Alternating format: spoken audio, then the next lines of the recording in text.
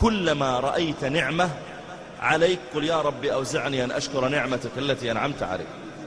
لما ترفع يدك بالماء إلى فيك قل ربي أوزعني أن أشكر نعمتك، لأن غيرك ما يقدر يرفع يده بالماء. لما تصحى الصبح وتروح تمشي للمسجد قل ربي أوزعني أن أشكر نعمتك، لأن غيرك معوق ما يستطيع أن يذهب إلى المسجد. دخلت مرة في عشاء معزوم عليه، فلما جعلت أسلم على الناس مددت يدي لأحدهم فهز رأسه وقال مرحبا يا شيخ، ما مد يده، فاستغربت ونظرت إليه فإذا يداه مقطوعتان من عند الكتفين. ما أدري هل ولد هكذا ولا أصيب بمرض أو حادث، ما أدري، المهم ليس له يدان.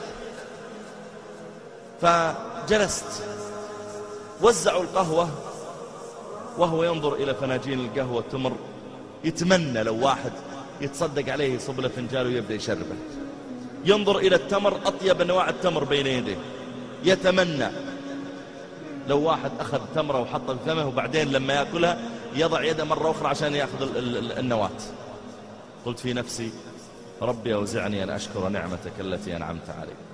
ترى لو احتاج هذا إلى الحمام من سيذهب به؟ دخل الحمام وينزع ملابسه، فإذا قضى حاجته ألبسه وضأه ثم ألبسه الملابس مرة أخرى.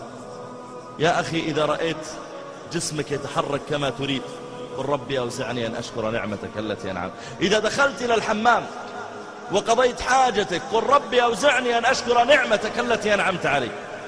دخل بعضهم على أحد الملوك فطلب الملك شربة ماء، فقال له يا أيها الملك لو منعت عنك هذه الشربة بما تشتريها، لو قيل لك ما نعطيك هالماء إلا لين تشتريه، قال والله أشتريه وأدفع حتى أصل إني أدفع نصف ملكي.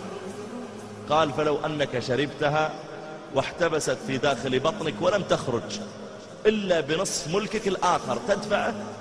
قال إي والله أدفعه. قال فاحمد الله على ملك لا يساوي عندك شربة ماء.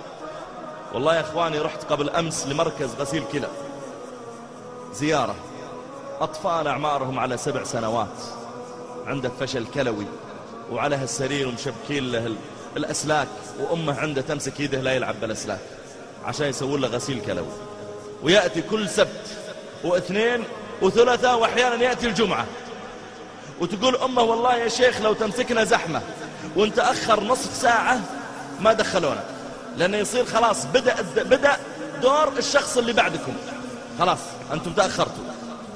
تقول لا نقدر نسافر ولا نذهب ولا نجي إلا لأن نتأكد أن المكان اللي هناك عندهم مكان لغسيل الكلى. ولدي أحيانا يبغى يطلع مع أخواله ولا مع أطفال ولا بيروح مكان ولا رحلة، أقول له يا ولدي أنت عندك بكرة غسيل كلى ما يصلح تروح. قلبت حياتك كلها أبو 7 سنوات وأنت تشرب الماء ثم تدخل دورة المياه وتخرجه. قل ربي أوزعني أن أشكر نعمتك التي أنعمت علي. إذا رأيت بنتك أو زوجتك أو أمك ومحارمك مستورات ما حد تعرض لهم ولا حد اغتصبهم ولا حد يهددهم صور، ولا هربانة بنتك ولا أختك دخلت ولقيت البيت آمن، قل ربي أوزعني أن أشكر نعمتك التي أنعمت علي. واحد من طلابي في الكلية غاب أسبوع أو أسبوع ونصف تقريبا، ثم جاء وداوم، فجاء يكلمني يبغاني أكلم له بعض زملائنا الدكاترة ينزلون عنه الغياب. قلت طيب وش عذرك يا سعيد، وش اللي مغيبك؟ قال يا شيخ ظروف. قلت إيش الظروف؟ قال ولدي مريض. قلت كلنا عيالنا يمرضون. قال لا هو مريض وعنده يا شيخ تليف في الكبد أدى إلى تسمم في الدماغ في الدم، والآن عنده تسمم في الدماغ.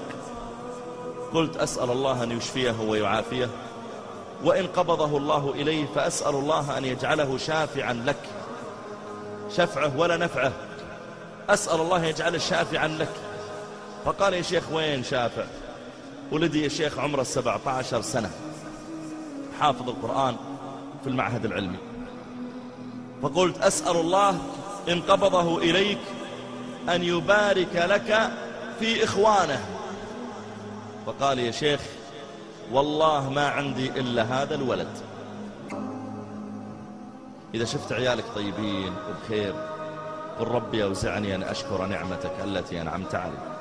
رب قوم قد غدوا في نعمة زمنا والدهر ريان غدق، سكت الدهر زمانا عنهم ثم أبكاهم دما حين نطق. كم من إنسان أصبح صحيحا وأمسى سقيما، أو أصبح فرحا وأمسى حزينا، أو أصبح سليما وأمسى مصابا، أو أصبح مستورا وأمسى مفضوحا. كم من واحد نعوذ بالله ما يمسي الليل إلا اكتشف أن أخته مصورة وصورها في الإنترنت ولا في غيره.